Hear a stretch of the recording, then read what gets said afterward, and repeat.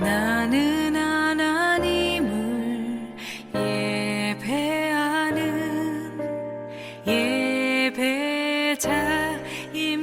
샬롬, 안녕하세요. 오늘 바람이 되게 많이 불어서 찍는 동안 많이 머리가 날릴 것 같아요. 한번 해보겠습니다. 한 주간 잘 지내셨죠? 오늘은 시편 15편이에요. 여러분 요즘 코로나 이전과 많이 다른 게 달라졌는데 특별히 예배가 참 많이 달라지셨죠? 네, 요즘 예배는 좀 어떠세요? 어떻게 예배 드리시는지, 또 교회에서 하시는지 아니면 뭐 온라인으로 하시는지 모르겠지만 분명한 건 예배가 이전같이 뜨겁거나 임재 가운데 하나님을 만나거나 그러시는 건 적지 않을까 염려도 되고 걱정도 됩니다.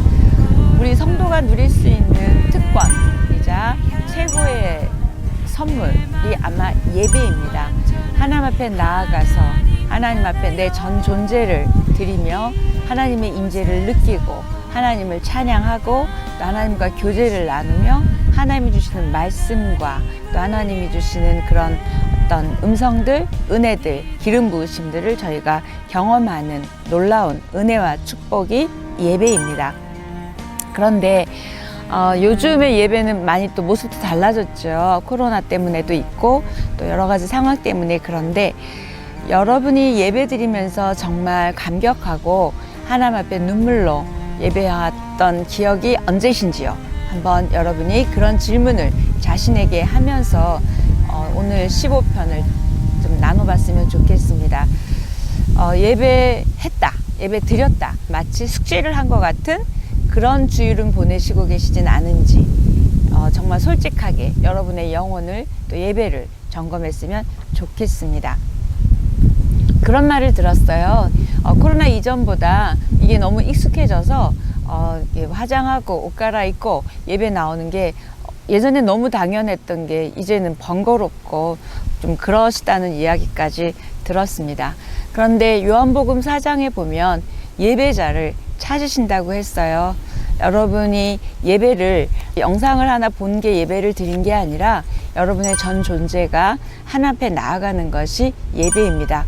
그러지 않고는 예배 드리는 사람이 많은데 하나님이 왜 굳이 예배자를 찾으시겠다고 말씀하셨을까 생각해 봅니다.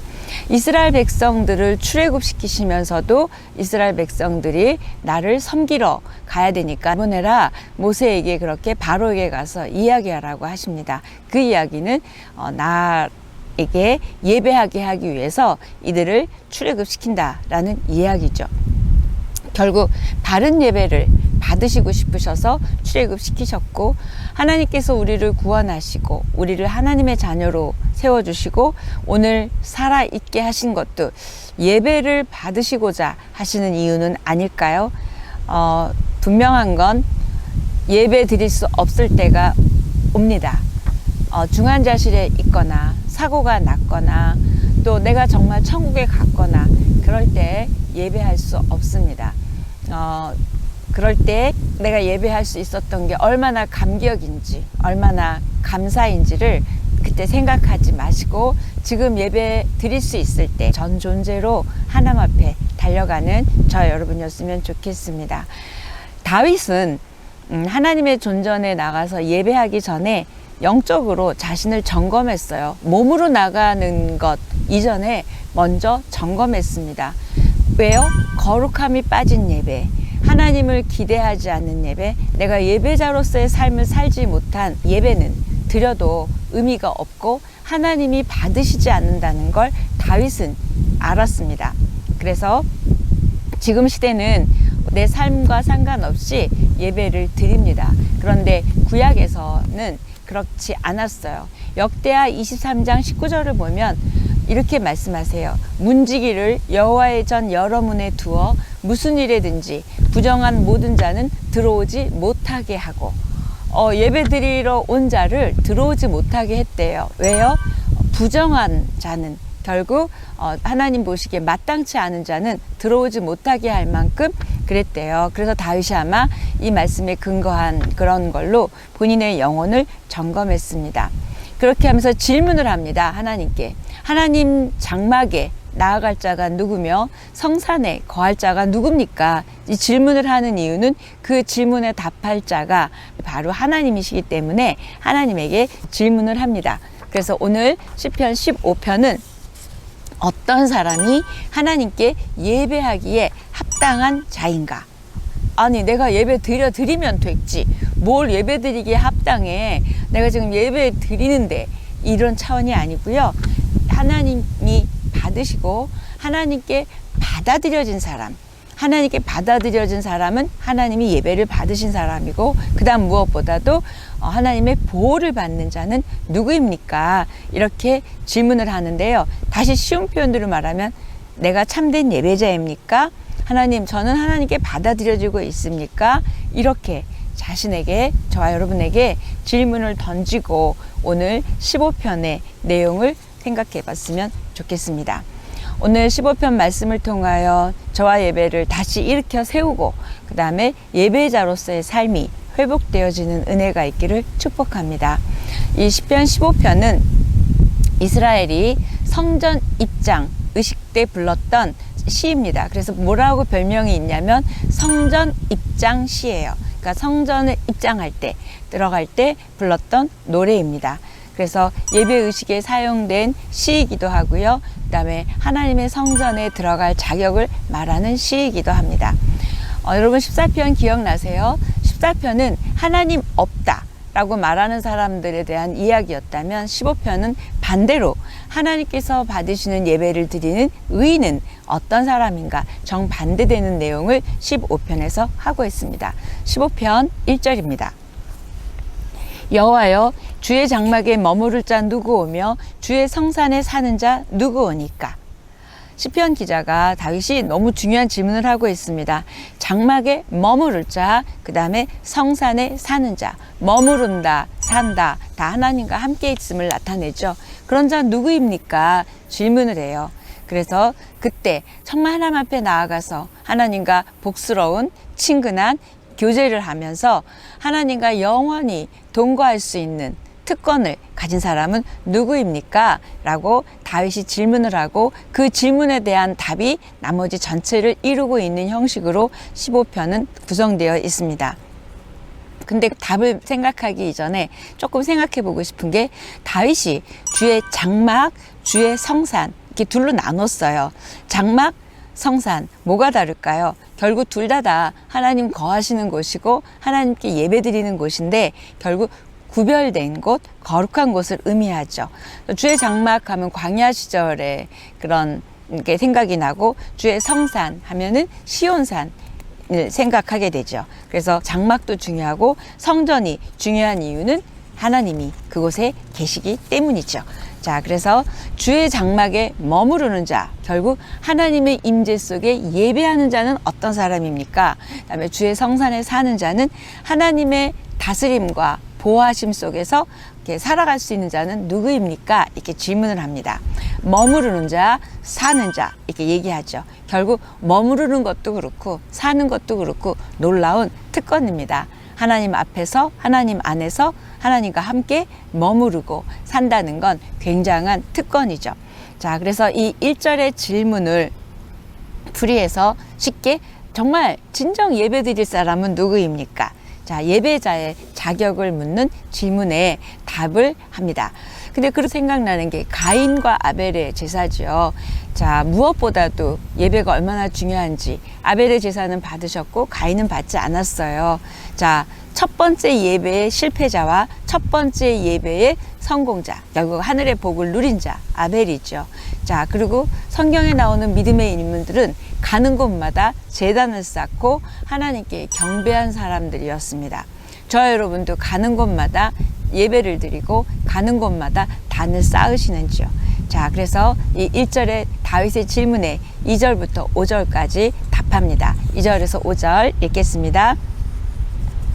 정직하게 행하며 공의를 실천하며 그의 마음에 진실을 말하며 그의 혀로 남을 허물하지 아니하고 그의 이웃에게 악을 행하지 아니하며 그의 이웃을 비방하지 아니하며 그의 눈은 망령된 자를 멸시하며 여호와를 두려워하는 자들을 존대하며 그의 마음에 서운한 것은 해로울지라도 변하지 아니하며 이자를 받으려고 돈을 꾸어주지 아니하며 뇌물을 받고 무죄한 자를 해하지 아니하는 자이니 이런 일을 행하는 자는 영원히 흔들리지 아니하리이다.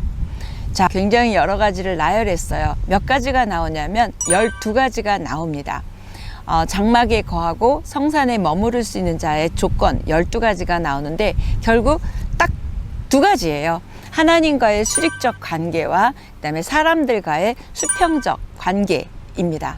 그다음 또 하나는 신앙과 삶의 얼마나 일치를 나타내는지를 말하고 있습니다. 그래서 거룩한 행실에 대해서 이야기하는 게 뭐냐면 정직하게 행하는, 이때 정직하게 행하다는 얘기는 거짓말하지 않는다는 의미가 아니라 히브리어 원어를 보니까 무슨 뜻이냐면 완전하게 걷다예요. 그러니까 완전한, 온전한, 우리 노아에게 하나님이 당대의 온전한 자, 완전한 자라고 말한 것처럼 이렇게 신앙과 삶이 이중적이지 않는 모습을 정직하게 걷는다, 완전하게 걷는다라고 이야기했습니다. 결국 하나님 앞에 흠없이 살았어요. 정직하게 행하는 것. 그다음 2번째는 공의를 실천하는 것, 의로운 일을 적극적으로 하는 거죠. 그 다음에 또 2가지는 저와 여러분의 말과 관련이 있어요. 뭐냐면 진실을 말하며 혀로 남을 허물하지 않는데요. 이때 남을 허물하지 않는다는 뜻은 보니까 뭐냐면 남에 대해서 중상모략을 하거나 비방을 하거나 안 좋은 소문을 퍼뜨리지 않는 것을 남을 허물하지 않는다. 근데 여기서 보니까 남을 허물하지 않는 게 예배자의 굉장히 중요한 조건입니다. 그래서 결국 저와 여러분이 예배자로 바르게 세워지기 위해서는 정직하고 공의를 행하며 그 다음에 진실을 말하며 또 남을 허물을 하지 않는, 그러니까 비방하지 않고 소문을 퍼뜨리지 않는, 그 다음에 또 하나는 다른 사람과의 관계입니다.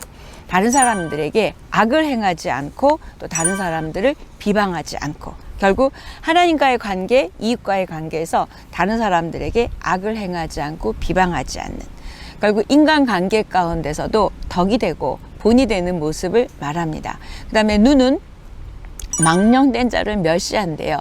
이때 망령된 자를 멸시한다는, 아유 저 사람 하나님 안 믿어, 이래서 멸시한다는 뜻이 아니라 하나님 없다고 여기는, 하나님의 판단에서 벗어난 자를 따라가지 않는, 닮아가지 않는 모습이죠. 그 다음에 여호와를 두려워하는 자, 결국 하나님을 경외하는 자를 존대한대요. 그러니까 하나님 잘 믿고 하나님 경외하는 사람들을 배울 점을 배우고 찾아가는, 그들처럼 되어지는 모습을 갖는 것이 또 예배자의 모습입니다.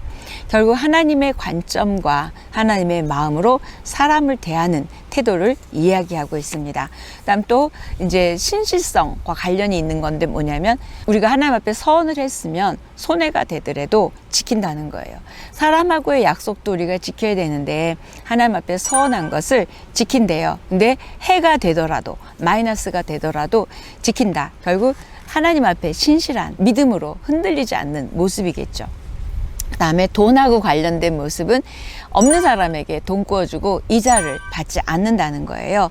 그 다음에 뇌물 받아서 거짓 증언하거나 이러지 않는다는, 돈에 대한 이야기를 합니다. 자, 1절에 장막에 머무를 자, 그 다음에 성산에 사는 자가 누굽니까? 대한 질문에 답을 12가지로 조목조목 나눴는데 딱 2가지죠. 수직적으로 하나님에 대하여, 수평적으로 사람에 대하여 어떻게 했는지 나옵니다. 자, 그러면서 이런 사람들은 어떻게 된대요? 영원히 흔들리지 않게 된대요. 자, 예배자에 대해서 말하면서 너무 신기한 거는 예배자의 말씀, 기도, 찬양 이런 것들은 하나도 이야기가 안 나오고 전부 뭐예요? 행동, 성품, 행실, 이런 삶에 대한 이야기인 거죠. 우리 예배자 하면 막 뭔가 말씀과 기도가 충만한 이런 모습을 생각하는데 오늘 본문은 얘기합니다. 정말 합당한 하나님 받으시는 예배자는 삶의 예배가 중요하다고 말씀하고 있습니다. 성전에서의 모습, 교회에서의 모습보다 일상에서의 삶의 모습을 보고 내가 예배를 받겠다, 안 받겠다 지금 말씀하고 있습니다. 결국 교회 안에서는 우리가 경건한 모습 다 할 수 있어요. 그런데 교회에 떠나서는 내가 어떤 모습으로 살고 있고 어떤 신앙인인지 어떤 예배자인지를 오늘 말씀하고 있습니다. 결국 시편 15편의 말씀은 형식적인 신앙생활, 다른 사람의 눈을 의식한 예배생활, 이런 모습들이 습관이 되어버린 우리들에게 일침을 가하는 내용입니다. 하나님께서 이스라엘 백성들에게 습관적이고 형식적인 예배나 삶에 대해서 굉장히 여러 군데에서 책망하셨고, 결국은 나중에 이스라엘이 바벨론에 끌려가게 된 이유도 예배가 무너졌고 그 다음에 하나님에 대한 믿음이 무너졌기 때문이잖아요.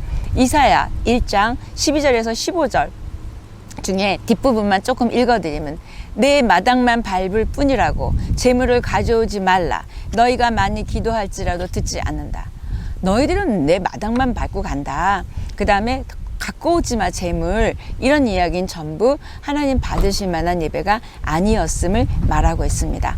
오늘 15편에 전체적으로 딱 줄이면 무슨 말씀일까요? 로마서 12장 1절로 2절의 말씀입니다. 읽어드리면, 그러므로 형제들아, 내가 하나님의 모든 자비하심으로 너희를 권하노니 너희 몸을 하나님이 기뻐하시는 거룩한 산 제사로 드리라. 이는 너희의 드릴 영적 예배니라. 너희는 이 세대를 본받지 말고 오직 마음을 새롭게 함으로 변화를 받아 하나님이 선하시고 기뻐하시고 온전하신 뜻이 무엇인지 분별하도록 하라. 결국 뭐예요? 바른 예배, 하나님 앞에 드려지는, 받아주시는 그런 예배를 드리라고 합니다. 이 오늘 15편의 말씀을 통해서 키워드는 예배의 감격과 예배자의 삶을 회복하십시오. 좀 또 길어요. 맨날 길죠. 다시, 예배의 감격, 예배자의 삶, 딱 두 가지예요. 예배의 감격을 회복하고 예배자의 삶을 회복하는 거예요. 이 두 가지를 오늘 1절의 질문을 통하여 답을 하면서 이야기합니다.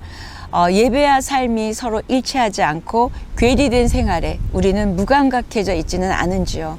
또는 예배의 감격이 사라진 지는 오래되지는 않았는지요?